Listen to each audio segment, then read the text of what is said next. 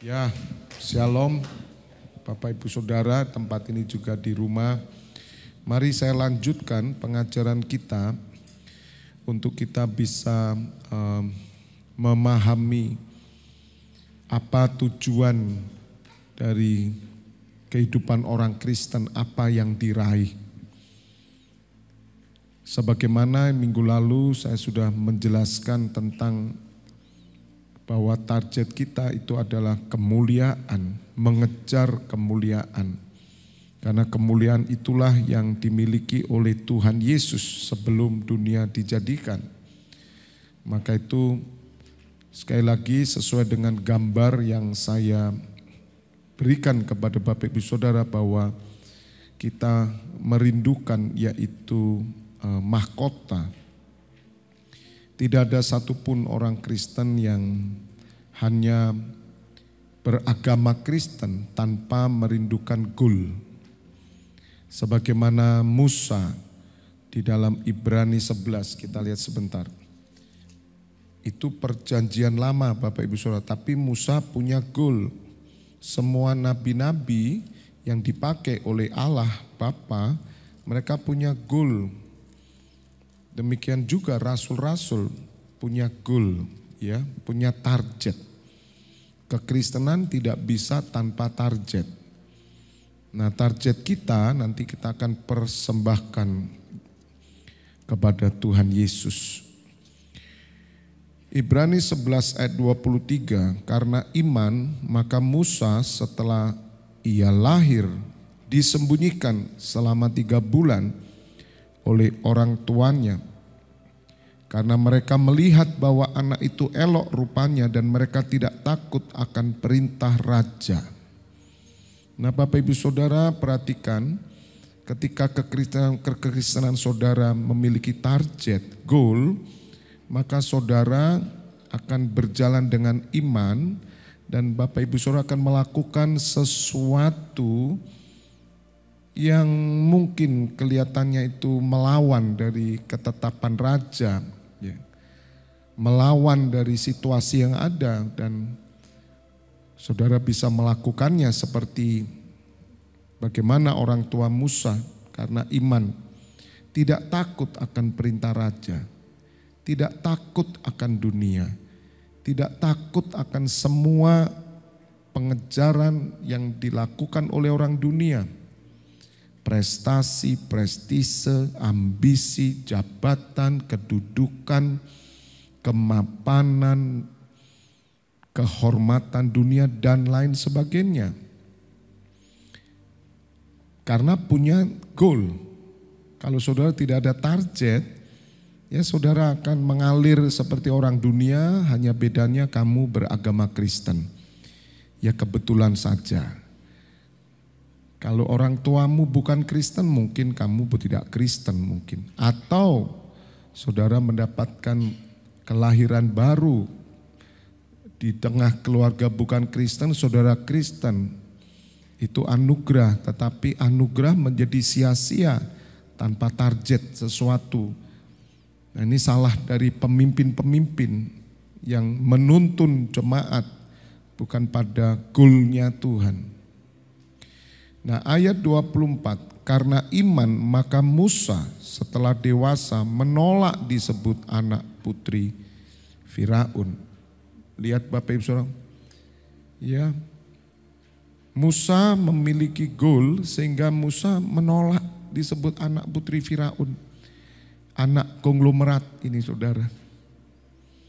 Karena Musa dipingit, Musa itu ditaruh sangkar emas. Hidupnya enak, mapan. Ya, tapi mata roh Musa bertentangan saudara. Karena ada panggilan surgawi. Nah ini yang diharapkan bahwa orang Kristen itu memiliki goal panggilan surgawi, katakan amin. Walaupun tidak mudah saudara, karena kita selalu dibenturkan dengan fakta dan kenyataan hidup. Di situ mulai kita lemah, karena kenyataan hidup, fakta-fakta yang ada, kebutuhan yang ada, sehingga membuat mata kita sudah kabur dari garis finish. Kita merasa bahwa garis finish itu masih jauh. Sehingga kita mulai mengurangi lari kita dan mulai berjalan dan mulai minggir sebentar dan kita mau lakukan sesuatu. Nah, perhatikan Musa, dari bayi dia sudah ada dalam destiny Tuhan. Maka Musa menolak disebut anak putri Firaun. Sulit sekali saudara kalau menemukan orang Kristen yang menolak disebut anak konglomerat. Karena dia tahu kalau dia jadi anak konglomerat dia tidak akan pernah bisa melayani Tuhan. Tapi berapa banyak goal kita malah tidak apa-apa Tuhan. Yang penting Tuhan baik, saya bisa jadi anak konglomerat. Puji Tuhan, saya bisa ke luar negeri, saya bisa ke sana, kemana-mana. Ya hidup saya mapan. Puji Tuhan, Tuhan baik. Padahal dia hanya diberi kesempatan untuk beribadah 1 minggu sekali. Itu pun kalau tidak repot.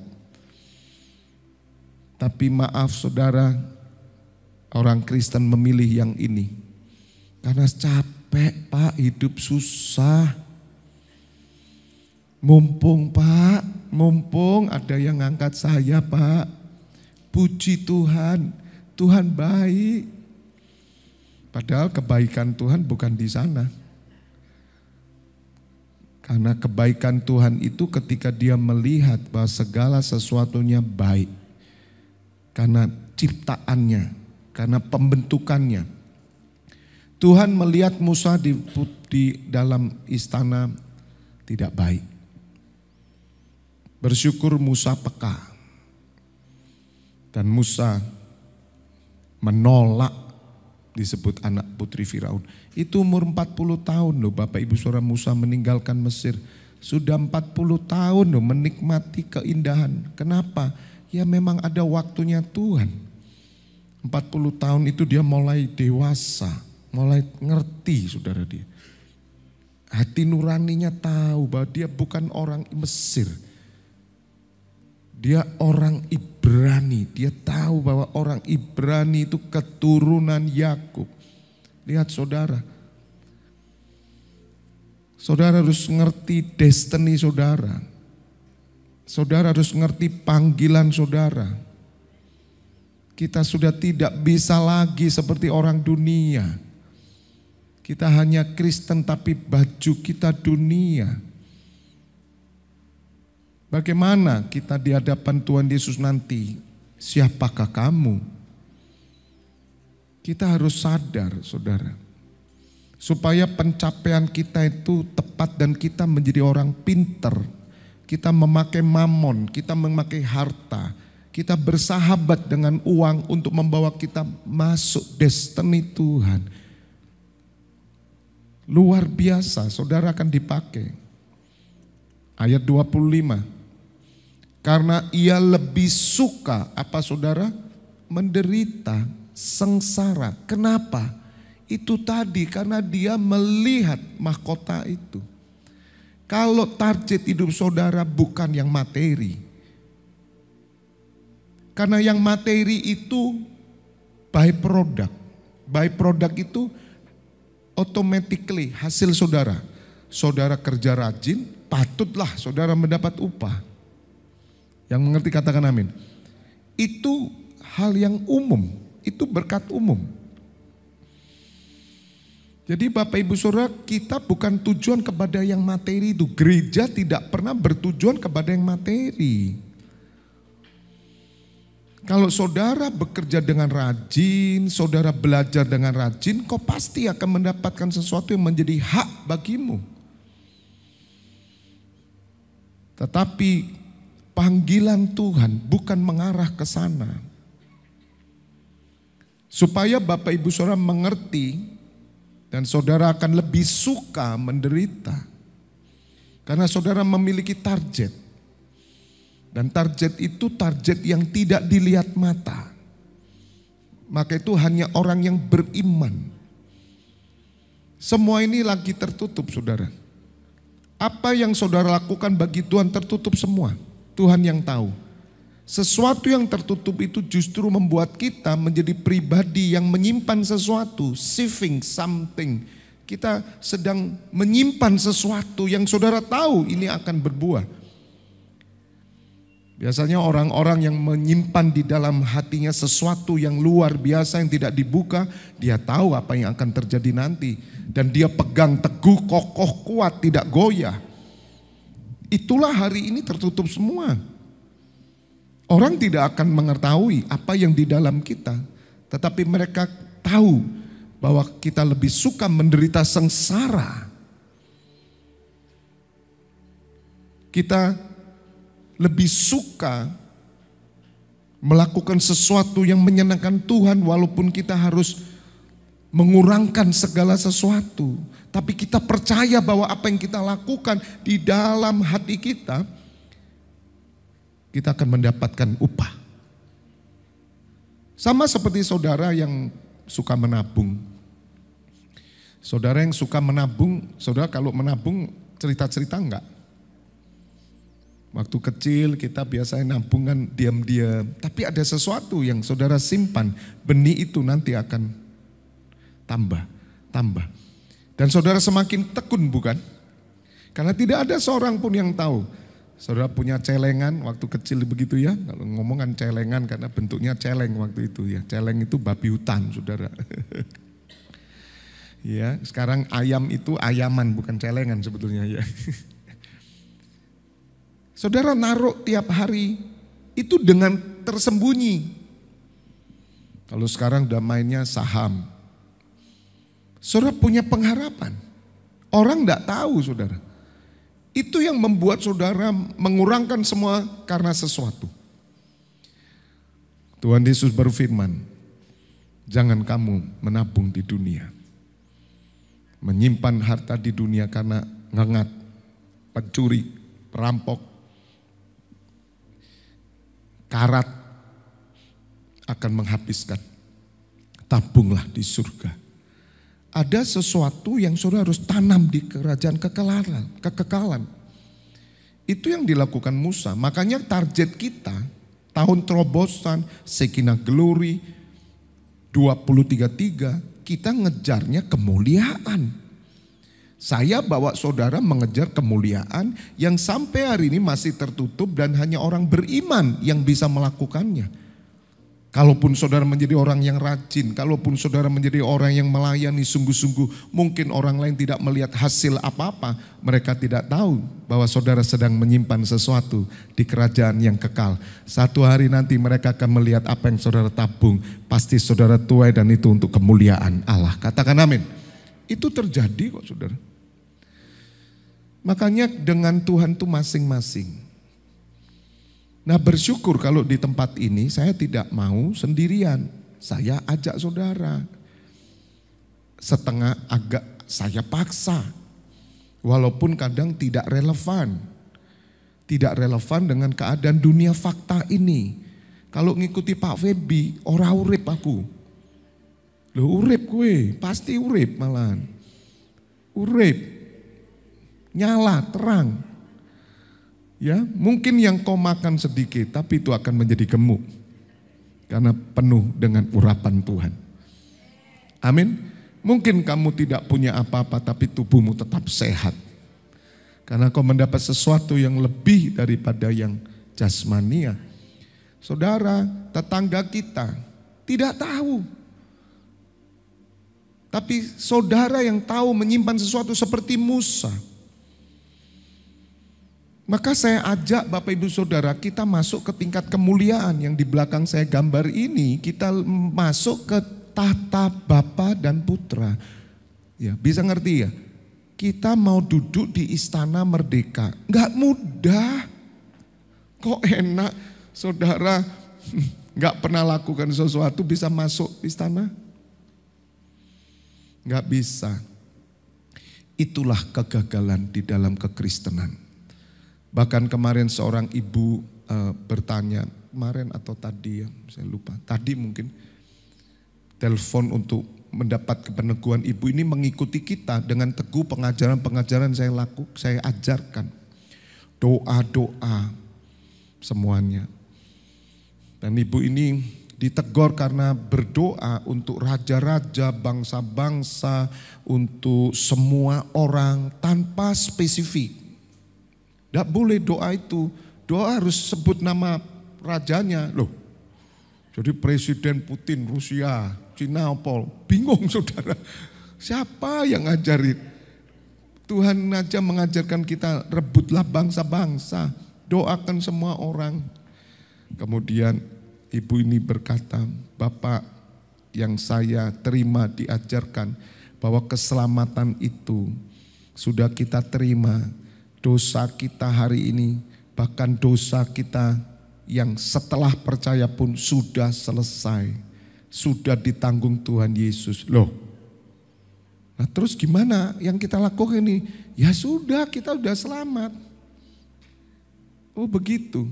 Jadi dosa yang lama sama nanti yang akan kita lakukan itu sudah ditanggung. Sudah selesai, tidak ada dosa lagi. Loh, berarti kawin lagi boleh dong ya?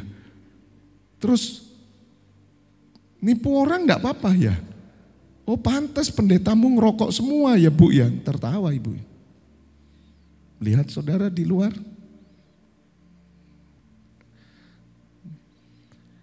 Memang Tuhan Yesus disiapkan oleh Bapa sebagai Goshen. Goshen itu adalah satu tempat perlindungan bagi umat Tuhan. Orang-orang yang berdosa bertobat, salib Kristus bekerja. Itu kekuatan kekristenan itu di sana. Orang dunia saudara berdosa, dia bertobat, dia tetap menanggung dosanya. Karena tidak ada seorang pun yang menanggungnya, dia yang bayar. Tapi kita ada Tuhan Yesus. Makanya 1 Yohanes 1 ayat 9 itu, kalau kamu berdosa mengaku, ya, maka ia setia dan adil akan menyucikan. Itulah salib itu. Tapi bukan berarti saudara kemudian merasa bahwa saudara sama sekali kalau melakukan apapun sudah diselamatkan. Tidak ke gereja, tidak pelayanan, tidak berdoa, berzina, tidak sungguh-sungguh selamat. Saudara saya enggak ngerti itu baca Alkitabnya di jilid mana. Enggak ada itu saya cari, enggak ada. Kalau memang kita sudah selamat semua ya saudara, maka tidak ada peringatan dong. Kenapa diperingati? Pemburit, pelacur, pecina, penipu, pembunuh, ya tidak akan masuk dalam kerajaan surga. Kenapa ditulis? Kenapa ada larangan? Kamu harus mencontoh orang Israel. Kenapa Tuhan yang menyelamatkan dia yang membunuh mereka di padang gurun? Maka kamu harus hidup takut akan Tuhan selama kamu menumpang. Ngapain takut Tuhan kalau sudah selamat? Enggak apa-apa. Itulah yang di luar. Sekali selamat tetap selamat. Bagaimana mungkin? Terus mahkotanya mana? Katanya semua sudah dapat mahkota. Bagaimana mungkin? Rasul Paulus yang tahu benar saudara tentang Taurat, tentang adat istiadat Yahudi. Dia mengejar saudara. Loh kalau sudah selamat gak usah ngejar tuh saudara, betul? Ya mari kita jalan-jalan. Ya, tinggal nentukan aja minggu ketemu di sini. Ya kita doa 5 menit, kita pergi aja ke Surabaya, ke Jakarta, senang-senang. Ya, worship on the street gak perlu, udah ada. Udah selamat ngapain nabur-nabur Pak? Lihat saudara, inilah yang fakta terjadi supaya Bapak Ibu Saudara mengerti ya. Dan kita menjadi carang yang baru, ranting yang baru, ajaran-ajaran yang keluar dari tempat ini. Satu hari nanti 2033 semua akan dibuka. Dan mereka yang mengikuti dengan sungguh-sungguh mereka akan menjadi orang-orang yang dimuliakan. Amin. Kemuliaan tanpa pengorbanan tidak mungkin. Musa aja rela menderita, kembali ke Ibrani 11. Jadi Bapak Ibu di awal ini supaya saudara tahu goal ke sana. Ya. Ia lebih suka menderita sengsara dengan umat Allah daripada untuk sementara menikmati kesenangan dari dosa. Ayo, orang Kristen boleh enggak senang-senang dosa? Lihat, karena Musa tahu bahwa di Firaun itu semua yang dilarang oleh orang Yahudi dimakan, semua dosa bagi Musa. Semua hal yang haram mereka lakukan semua. Pesta pora, hidup nikmat saudara, nikmat sekali. Dan Musa berkata, kesenangan dari dosa. Lebih suka menderita sengsara dengan umat Allah. Jadi dia mengetahui bahwa umat Allah sedang dijajah, dikuasai oleh Firaun. Hatinya bergejolak saudara. Hari ini Bapak Ibu Saudara, dunia membenci Tuhan Yesus. Sampai kapanpun dunia membenci Tuhan Yesus dan dunia membenci saudara. Engkau menderita. Siapa orang yang mau menderita bersama kami? Siapa orang yang mau memikul beban bersama kami? Siapa orang yang peduli untuk doa bersama-sama kami sela? Siapa yang mau peduli untuk ibadah mikul tabut sama-sama? Siapa yang mau peduli di worship on the street? Siapa yang mau peduli dengan radio? Siapa yang mau peduli? Makanya bersyukur Bapak Ibu Saudara adalah orang-orang yang dibeli Tuhan untuk bersama-sama saya, untuk mendapatkan kemuliaan. Katakan amin. Karena ngerti saudara, ini sengsara. Tuhan Yesus berkata bahwa dunia membenci aku, maka engkau akan dibenci dengan dunia. Jangan berharap saudara diterima dunia, dibenci. Dunia itu benci saudara, tidak ada yang suka saudara, tidak ada. Jangan juga mencoba diri diterima dunia. Enggak perlu. Enggak perlu karena firman-Nya berkata dunia membenci aku. Kalau dunia tidak membenci Tuhan Yesus, dunia tidak menyalibkan Tuhan Yesus. Jadi Bapak Ibu Saudara harus mengerti dengan benar. Supaya Bapak Ibu Saudara bisa sampai kepada mahkota kemuliaan itu. Ayat 26 Ibrani 11. Jadi Bapak Ibu Saudara mengerti ya. Supaya apa yang saya jelaskan ini membawa saudara nanti mencapai mahkota yang akan saya jelaskan. Ia menganggap penghinaan karena apa saudara? Karena Kristus sebagai apa?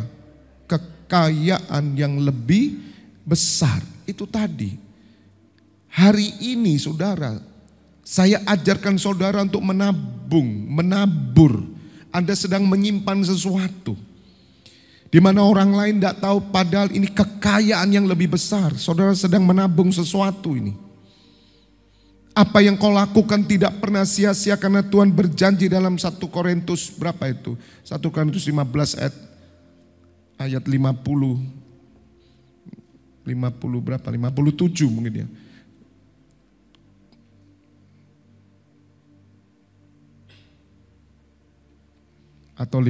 Tapi syukur kepada Allah yang telah memberikan kepada kita kemenangan oleh Yesus Kristus Tuhan kita.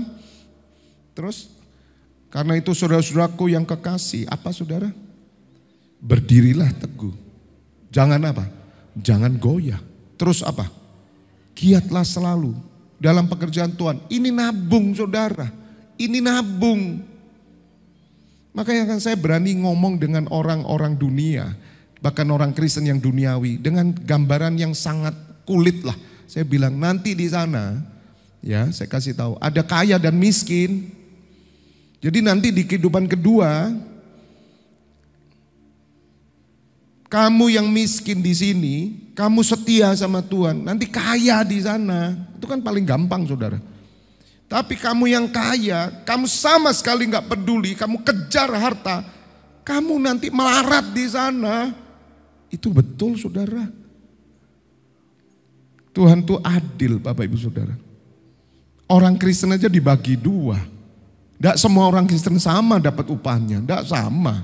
Bagaimana mungkin kita dengan Paulus sama? Makanya di situ giatlah selalu dalam pekerjaan Tuhan. Sebab kamu tahu. Saudara kalau saudara nyimpen sesuatu, nabung. Saudara tahu, saudara pasti memiliki tabungan yang banyak. Dan kalau saudara nabung sesuatu yang orang lain tidak tahu, tetapi di dalam diri saudara ada satu kekuatan demi kekuatan, ada pengharapan, ada komitmen, Ada impian. Karena kau lakukan sesuatu yang mungkin orang lain tidak memperdulikan saudara. Karena itu tidak akan tahu.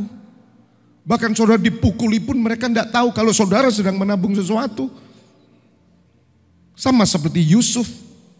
Yusuf menabung sesuatu, dia percaya akan penglihatan yang dia terima dari Allah. Dan saudara harus tahu, maka itu Bapak Ibu saudara harus benar-benar tahu bahwa dalam persekutuan dengan Tuhan, jeripayah kita ini tidak sia-sia. Apa yang saudara lakukan bersama saya tidak sia-sia. Asal saudara ngerti seperti Musa. Musa itu rela menderita bersama umat karena dia tahu planningnya Allah. Dan saudara dan saya itu masuk dalam rancangan besar Allah. Katakan amin. Bersama seluruh umat Tuhan di seluruh dunia. Andai kata mereka masih mengerti ada rancangan Allah yang tetap berjalan. Belum selesai saudara, belum selesai. Gereja belum selesai. Tuhan Yesus sudah di surga tapi belum selesai pekerjaannya. Sama rancangan Allah pada masa Abraham sampai hari ini belum selesai. Siapa yang mengemban tugas hari ini? Saudara dan saya. Kok kita nggak tahu bahwa kita ini harus mengerjakan pekerjaannya? Dulu Bapa mengutus Tuhan Yesus, sekarang Tuhan Yesus mengutus kita. Supaya kita bersaksi tentang Tuhan Yesus dalam hidup kita. Dan kita berdoa kepada Allah Bapa dibukakan tingkap langit sesuai dengan kerinduan Bapa. Semua orang diselamatkan. Itu tidak pernah berhenti, makanya 24 pintu gerbang surga tidak pernah berhenti sampai mati, kan gitu. Makanya orang-orang yang sudah bersama saya, baik live streaming maupun tidak, ambil bagian 24 pintu gerbang surga, upamu besar di surga. Ngoten, nggih. Leres? Leres iku apa saja nih? Aku melo-melo Iwan aja. Leres itu apa? Jelas gitu ya? Hah? Oh benar. Oh keliru. Ngerti saudara sekarang? Saya mau semua yang bersama saya, kita kaya raya di surga. Kita konglomerat di surga. Selama-lamanya. Sekarang melarat rapopo. Belum ada konglonya. Betul? Tidak apa-apa. Makanya itu saudara, Pak, ini saya jadi doa 24 pintu gerbang surga jam 11 malam itu sampai kapan? Apa enggak ada gantinya ya Pak? Boleh, silakan. Silakan cari ganti. Kalau Tuhan taruh kamu jam 11, kamu pengen punya beban, itu bagianmu. Gitu. Rugi kamu. Jadi takaran kita sampai mati. Makanya saya percaya NCC Internasional tidak bisa ditutup oleh siapapun.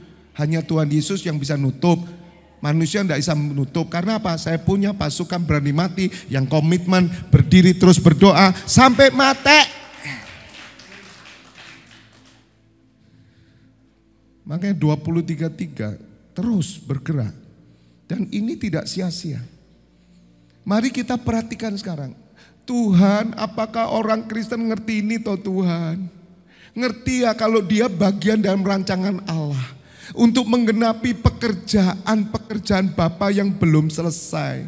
Seperti Musa punya rindu, bukan cuma hanya mikir dirinya sendiri. Rasul Paulus berkata, aku sukar menemukan seorang yang mau memikirkan kepentingan Kristus. Semua memikirkan kepentingan sendiri. Hanya satu muridku Timotius ini yang tahu hatiku. Dan Timotius ini mau memikirkan kepentingan Kristus. Jadi sembari saudara itu seorang mungkin pengusaha, karyawan, ibu rumah tangga. Saudara menjadi bagian dalam pekerjaan Tuhan. memikirkan kepentingan Kristus. Sembari engkau hidup di dunia, kita perlu mandi, kita perlu makan, kita perlu kerja. Tapi tolong atur benar nih. Supaya kepentingan Kristus lebih utama. Lebih utama. Saya teguhkan saudara, keadaanmu hari ini apapun dinilai orang. Mungkin orang melihat kamu itu orang tidak berhasil, diemin, gak perlu didengerin. Mungkin orang berkata bahwa kamu gagal hidupmu, biarin. Yang pasti Tuhan Yesus tidak pernah menganggap engkau tidak berhasil, tidak gagal, miskin, tidak pernah. Tidak pernah. Karena di surga itu tidak ditanya ijazahmu apa, kerjamu apa. Tidak, yang dia lihat adalah upah yang kau lakukan selama ini di bumi apa. Sudah lakukan enggak? Sudah kerjakan enggak? Makanya ibadah itu merupakan persetujuan dengan Tuhan dan saudara sudah melakukan. Apa yang kita lakukan, kerajinan ini berbuah saudara. Itu tadi, kecuali saudara, Pak izin saya ke Papua, saya mau menginjil ke sana. Tak doakan, senang karena hidupmu memikirkan Kristus. Lah wong 98% saya bilang, bahkan 99% urusannya cuma kerja, makan, tidur, pulang, gitu aja kok. Lah terus kamu kerja apa lagi untuk Tuhan? Kalau enggak saya persiapkan ini, katakan amin. Paling kamu ya sekolah. Kesel, tidur, makan, ngapain? Mainan, pulang, terus ngapain? Kamu gak lakukan apa-apa. Tapi di NCC Internasional, di gereja ini kita berdoa tiap hari. Anak muda mengambil bagian, ya sekolah-sekolah, juga ibadah. Saya percaya jerih lelahmu tidak pernah sia-sia.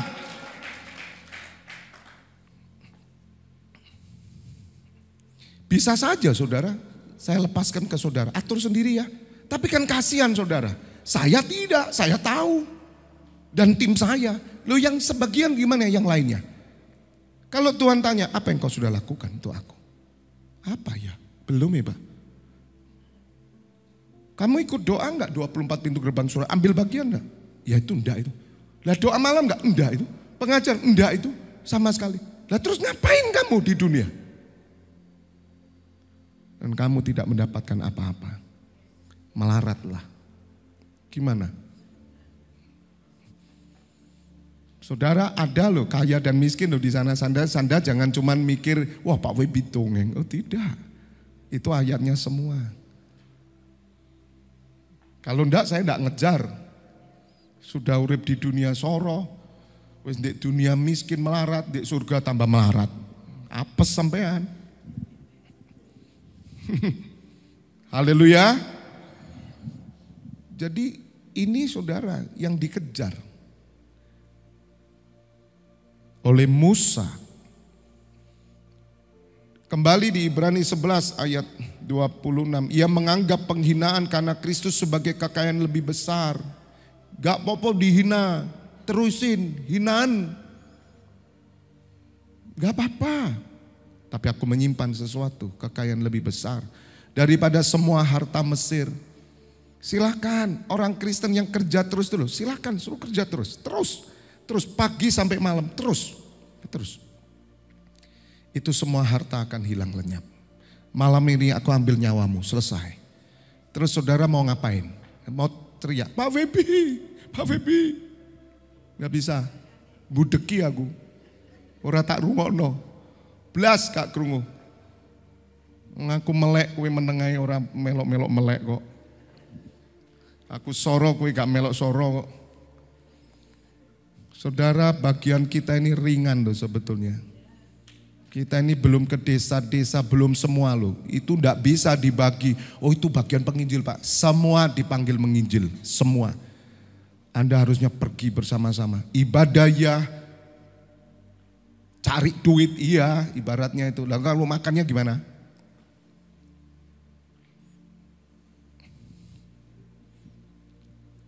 Sebab pandangannya, katakan sama saya pandangan. Jadi pandangan saudara itu mengarah ke sini dong. Ayo, ini loh. Jangan, wes yang penting masuk surga Pak. Gimana sih yang penting masuk surga? Masuk aja belum tentu kok yang penting masuk surga. Coba toh jangan melihat yang di bawah. Di bawah bukan bagian saudara, ini bangsa-bangsa. Nanti saudara memerintah. Nah kita ini di tempat ini saya ajarkan saudara masuk. Target kita ini, pandangan saudara adalah dua tata. Bersama-sama Tuhan Yesus. Dan itu butuh sesuatu diperjuangkan yang harus diajar dan harus mengerti dan harus tahu. Supaya saudara jangan sampai ditarik oleh arus dunia yang lemah dan miskin. Betul? Ada toh ditulis di Galatia. Kenapa kamu dulu melihat Kristus, sekarang kamu kok berubah? Kok kamu melihat dunia, roh yang lemah dan miskin? Makanya di surga nanti kamu melarat. Orang yang menguasai roh dunia, miskin dan lemah, melarat orang itu saudara. Kita ini pakai baju, kita pakai semua mobil, rumah, apapun makan. Kita tidak ambil spiritnya. Spiritnya nggak boleh ada di sini. Makanya kalau saudara tamak, tahu?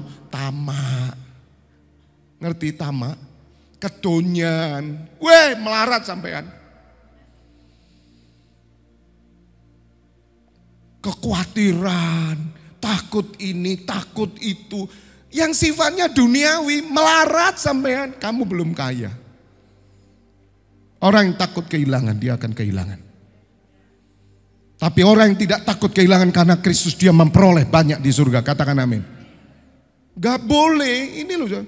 Tetapi sekarang sudah kamu mengenal Allah, atau lebih baik sudah kamu dikenal Allah. Bagaimanakah kamu berbalik lagi kepada apa? Roh-roh dunia yang lemah dan miskin, melarat toh. Nah mental melarat ini menguasai gereja gitu loh. Kenapa orang Kristen stres, depresi, bingung, gak karu-karuan? Lah karena dia mengizinkan roh asing ini loh.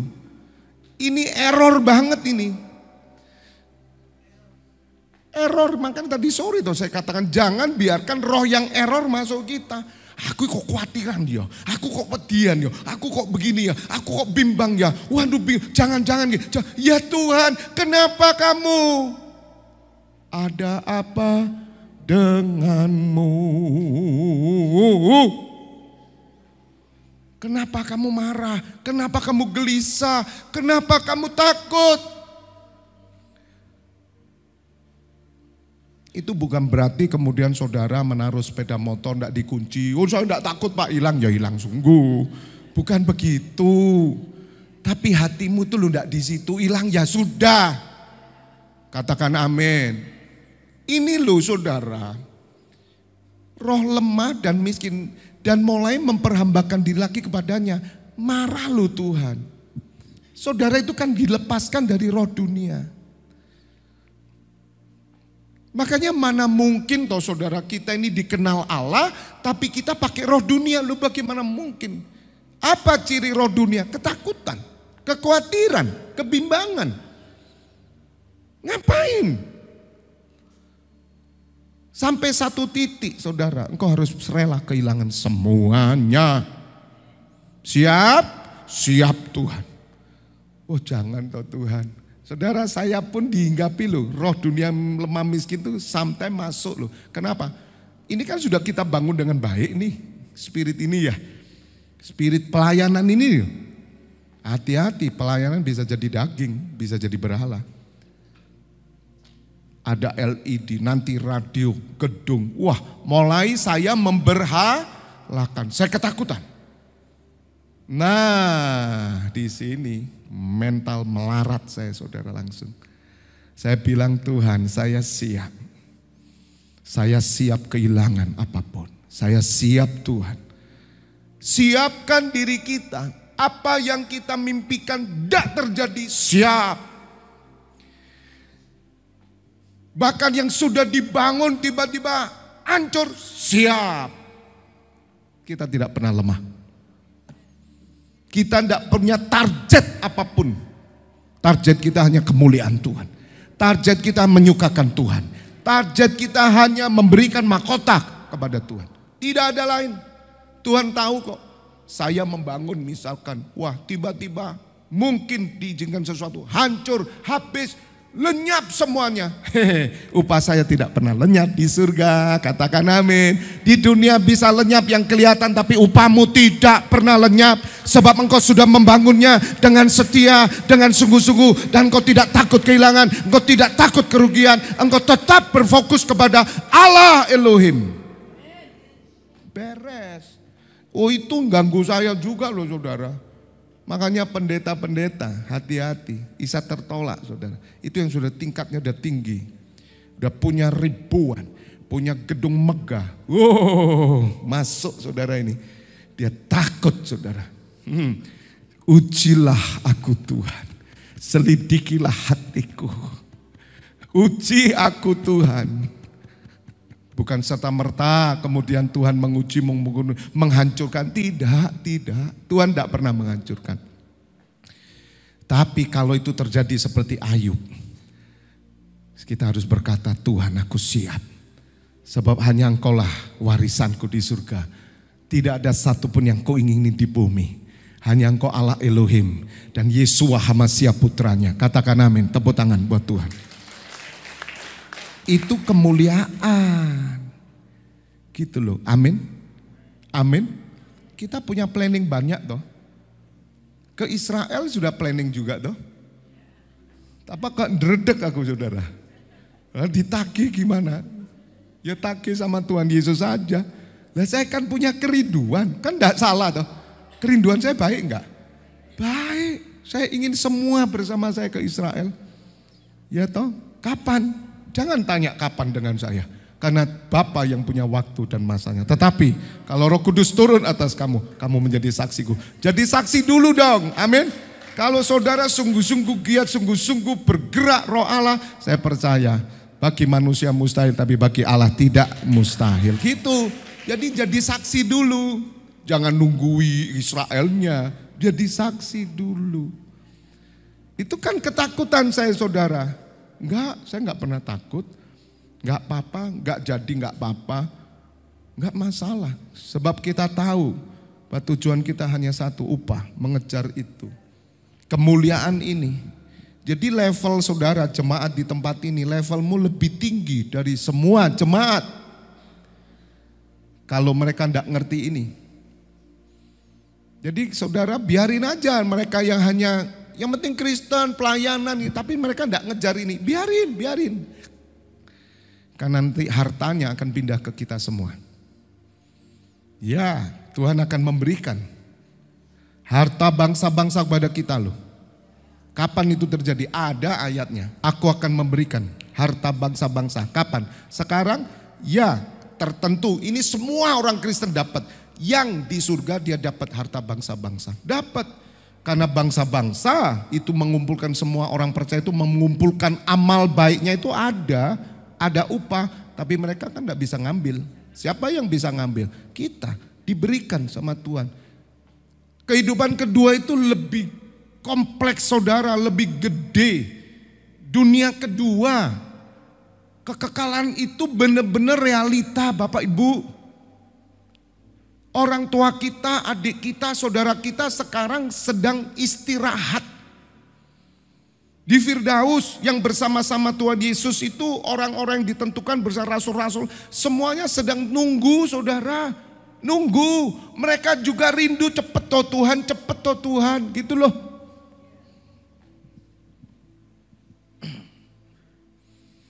Ya, Yesaya 61 ayat 6, tetapi kamu akan disebut apa? Imam Tuhan. Dan akan dinamai apa? Pelayan Allah kita. Nah ini nanti kita akan bahas imam ini tingkatnya udah tinggi. Kita ini kan kerajaan imam.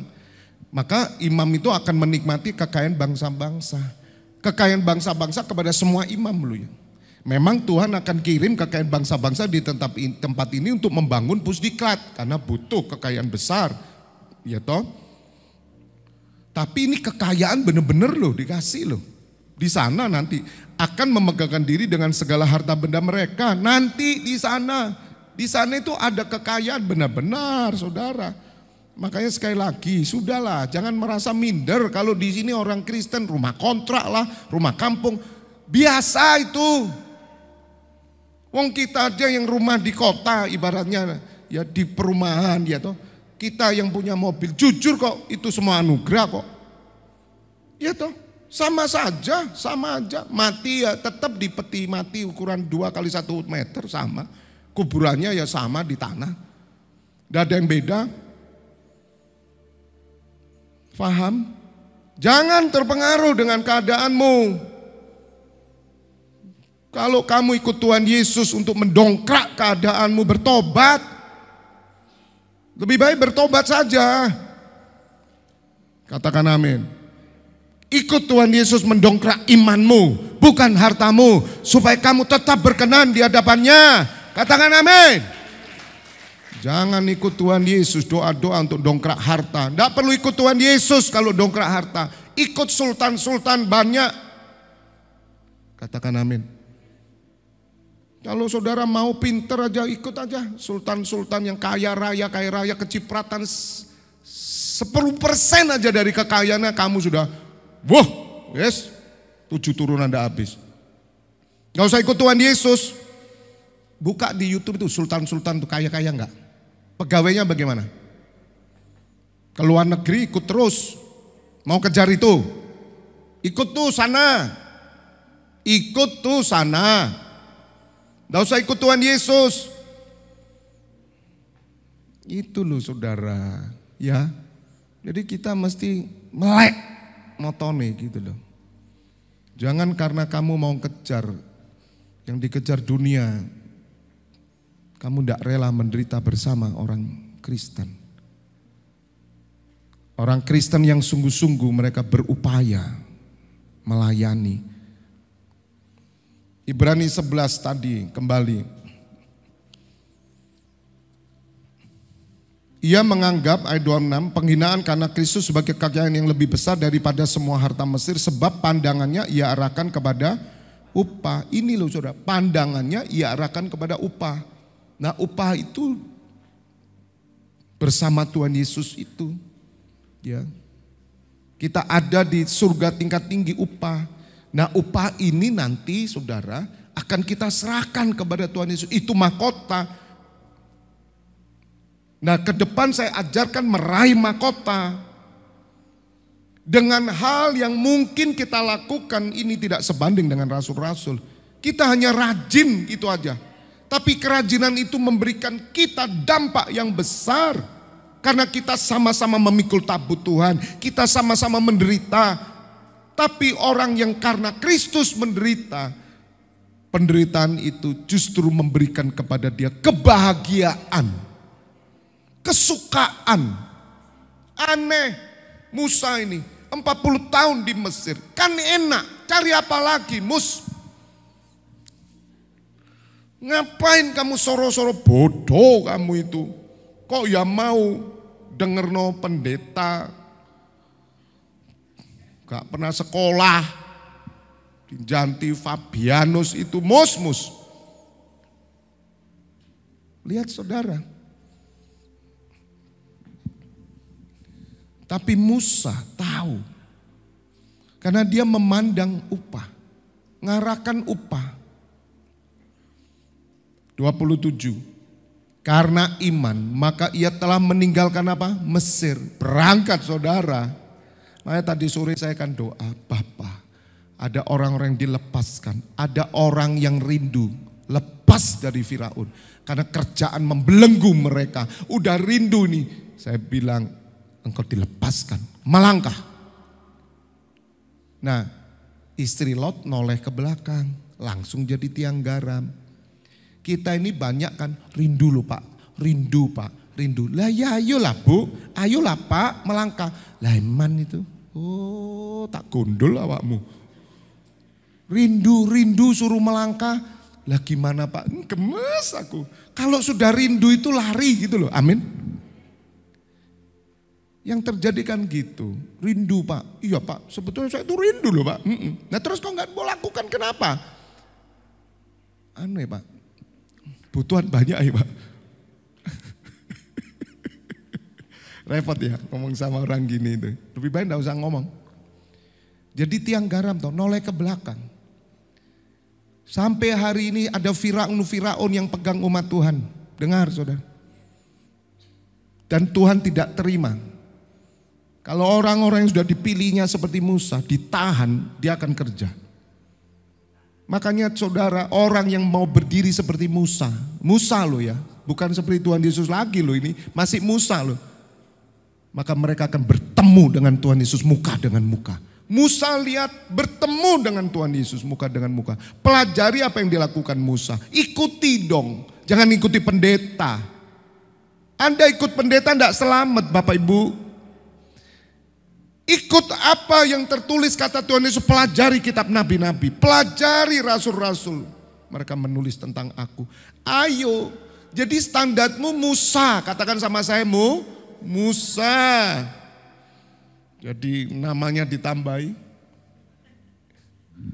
Musa, Edo. Apa di belakangnya apa? Satria. Wah. Musa Edo Satria. Wah, mantap kan ya. Ya toh. Tambahin Musa, targetnya Musa. Jangan targetnya hanya Avanza. Ngapain target Avanza? Oh enggak Pak, Mercy Pak. Lopo Mercy? Targetnya tuh Musa. Katakan amin.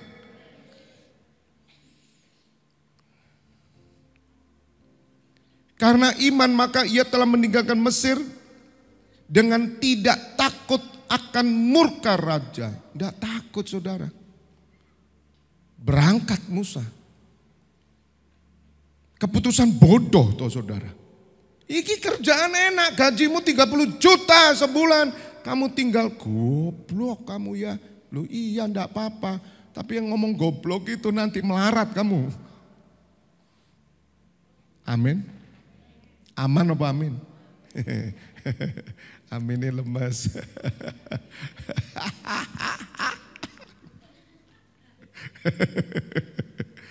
Haleluya. Haleluya apa halelupa? Ia tidak takut akan muka raja. Kamu takut siapa? Mertuamu? Anakmu? Suamimu? Istrimu? Kakakmu? Orang tuamu? Takut kamu? Firaun yang menguasai kamu takut? Sekali lagi saudara, Tuhan itu tidak mengajarkan saudara itu kemudian meninggalkan tanggung jawab. Tidak, tapi jangan mau kamu dikuasai oleh roh dunia miskin dan lemah. Saudara, ini krusial bagi saya sudah, karena ya saya merasa bahwa kekristenan tidak sampai kepada tujuan yang Tuhan Yesus mau dan Allah Bapa. Pikiran kita hanya tertuju kepada bagaimana mencapai sukses, mencapai berhasil di dunia, mencapai segalanya. Kita tidak pernah mengajarkan keturunan kita mencapai kemuliaan. Sedih loh saudara saya. Makanya saya berusaha terus mengarahkan keturunan saya kepada kemuliaan. Terus membawa keturunan saya pada kemuliaan. Terus bahwa apa yang kita lakukan, apa yang Papa lakukan, ini menghasilkan sesuatu yang realita. Bukan sesuatu yang fata morgana. Tapi ini benar-benar saudara nyata, saudara. Benar-benar nyata. Dan saudara bisa mengerti ya. Dengarkan pembicaraan orang Kristen kalau kumpul untuk anak-anaknya. Ngomong apa dia? Ngomong bisnis atau ngomong gereja? Sedangkan anak-anak pendeta hamba Tuhan stres semua. Kenapa? Karena anak-anak mereka juga silau dengan dunia. Melihat bapaknya madesu. Bapaknya enggak punya mobil. Ngomong cerita terus tentang surga terus. Sedangkan anak-anak ditinggal terus. Mereka kepahitan. Lucu enggak saudara? Anak pendeta kepahitan. Kalau pendeta ini benar-benar mewakili surga, anaknya tidak mungkin kepahitan. Tapi kalau pendeta ini tidak mewakili surga, dia cuma jabatan. Hidupnya tidak representatif Tuhan Yesus, kepahitan anaknya. Saya tidak percaya anak pendeta yang sungguh-sungguh pendetanya hidup takut Tuhan dan mewakili Kristus, kepahitan. Tidak mungkin. Saya jamin saudara. Karena anaknya melek kerajaan surga. Tapi yang terjadi lihat. Kenapa? Karena iblis sudah merangus semuanya. Mulai dari gereja sampai seluruh dunia. Dengan roh dunia yang lemah dan miskin. Siapa yang berani bongkar ini? Anak-anakmu saudara ya. Semua yang sama kita. Bicarakan tentang surga. Kamu kumpul, kamu ngomong dunyo. Ngapain? Bisnis itu mari kita pikirkan. Rebut enggak apa-apa untuk kemuliaan Tuhan. Makanya ada banyak orang kecilnya kumpul kita di sini. Doa. Tiap pagi doa, udah mulai besar kawin, hilang. Apa yang mereka cari? Duit saudara. Tuh tanya Mbak Yuni, betul nggak? Makanya bersyukur yang mati di Janti ini loh sama-sama saya. Katakan amin. Saya tuh tahu kok saudara. Nggak menjamin kok doa tiap pagi di situ anak-anak. Kalau dia ndak otaknya diisi dengan surga, dia besar saudara. Hilang saya bilang. Yang dicari ya cuma duit. Di sini hanya ngisi waktu aja. Ya karena tinggalnya di gereja gitu aja. Ya toh. Tapi kalau kamu sungguh-sungguh otakmu kamu isi dengan upah. Kamu tidak akan hilang. Tepuk tangan. Makanya saya pesen ya orang tua ngomongmu dijaga. Ngomongmu itu dijogon. Boleh kita ngomong hal dunia. Saya ngomong sama anak-anak bisnis. Tapi arahnya kemana? Surga. Faham? Saya enggak mau orang-orang di bawah saya ini ngomong dunyo. Meskipun kamu itu pendoa. Tapi kamu gagal membawa keturunanmu melihat surga. Paksa. Terus. Katakan amin. Sebab kalau tidak sia-sia saudara. Sia-sia loh. Bener enggak? Loh sungguh saya itu ngelihat kenyataan saudara. Kita ini punya anak asuh. Tiap hari doa terus. Begitu menikah hamil duluan lagi. Betul enggak? Terus sekarang apa? Kamu mau cari apa? Cari duit pak. Mau kerja luar negeri. Duit terus. Kamu enggak kejar pelayanan. Kamu kawin sama siapa? Suamimu ngapain? Suami kerja sawah pak. Mikirnya apa? Mikirnya semua duit saudara. Beras. Sia-sia enggak? Kita tempat terus tiap hari. Saya tuh sampai gini, ya Tuhan. Apalagi yang bisa kami lakukan? Saya enggak tahu, saya ini akan menyesal sekali kalau lihat saudara sampai ngomongmu hanya itu saudara ya. Saya menyesal dan saya merasa gagal saudara. Apa yang saya ajarkan itu percuma. Walaupun saya tahu tidak pernah percuma. Hanya kepada orang yang hatinya melekat kepada Tuhan, benih itu akan bertumbuh sampai surga. Kenapa saya harus teriak gini saudara? Karena itulah kelemahan kita. Dan iblis sudah menangkapnya. Silakan kamu jadi pendoa 24 pintu gerbang surga. Tidak takut aku. Tapi anakmu mati semua nanti lihat. Karena kamu hanya memikirkan duniawi. Dan semua yang kamu lakukan ini hanyalah kegiatan yang mengisi waktumu. Karena kamu Kristen. Maka saudara, siapa yang berani bertaruh di sini?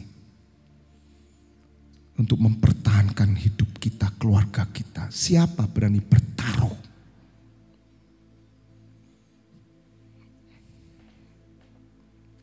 Iblis itu tidak takut saudara. Karena dia tahu. Beda dengan Tuhan Yesus. Tuhan Yesus itu ditawari apapun tidak mau. Karena dia tahu tujuan hidupnya hanya untuk Bapaknya. Nah sedangkan kita gimana? Dengerin itu, dengerin anak muda kalau kumpul, dengerin. Meskipun yang pelayanan ya apa, siapa yang sungguh-sungguh? Orang yang membiara saja tidak dijamin kalau dia ngomong surga. Dia membiara juga menyesal juga, dia pingin kehidupan di dunia. Gampang sekali saudara, iblis itu jatuhkan kita gampang. Gampang. Dia tidak pernah takut dengan kegiatan rohani. Tapi dia akan takut bagi orang yang hidupnya menyembah. Yang sudah kasih nyawa sama Tuhan. Rela melarat, rela mati, rela kehilangan semuanya. Asal dia tetap melayani raja di atas segala raja. Dia takut saudara, dia takut.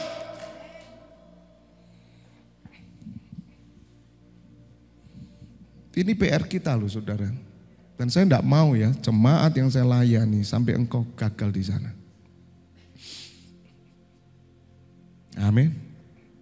Itu anak muda-muda nanti saya lihat kamu gede 10 tahun ke depan nanti saya lihat.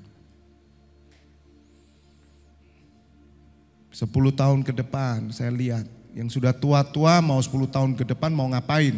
Kalau enggak mau sungguh-sungguh, betul enggak? Udah tuwek kaken gaya. Kecetit mau diar sampean. Oke. Ini yang muda-muda ini, kesempatan kamu 10 tahun ke depan untuk hilang besar. Kamu harus berjuang, fight. Mati kamu harus di sini. Ngerti?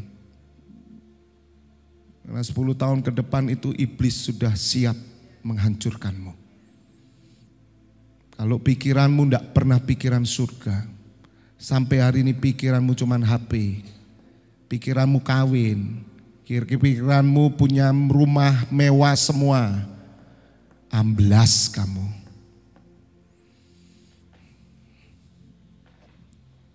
Keras saudara ya, tapi itu fakta. Gak iso dibantah. Betul Xiaochen? Gak bisa dibantah saudara, karena itu roh. Tuhan tuh tahu loh saudara, siapa sungguh-sungguh sama dia. Tahu. Ke arah mana hatimu dia tahu saudara. Gak bisa dibohongi. Gak bisa.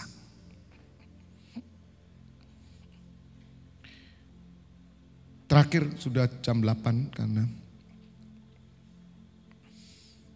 27 karena iman maka ia telah meninggalkan Mesir dengan tidak takut akan muka raja. Ia bertahan, bertahan. Katakan bertahan. Siapa mau bertahan sampai akhir? Amin. Bertahan, kenapa? Sama seperti ia melihat apa yang tidak kelihatan. Jadi Bapak Ibu Saudara, hanya orang yang melihat yang tidak kelihatan itu di mana? Di surga yang mulia bersama Tuhan Yesus. Targetnya di sana untuk membawa upah, untuk melayani Tuhan selama-lamanya. Dia sudah janji, dia komitmen ke sana. Orang tidak pada lihat, tapi dia lihat. Dia berani menderita, dia berani melepaskan, dia berani meninggalkan semuanya karena dia melihat yang tidak kelihatan. Itu yang dikatakan Rasul Paulus dalam surat Korintus atau di mana ya Rasul Paulus. Memang manusia jasmaniku ini semakin merosot, tetapi manusia batiniaku dibaharui dari hari ke hari. Sebab aku melihat yang tidak kelihatan, karena yang kelihatan itu sementara, sebab yang tidak kelihatan itu kekal.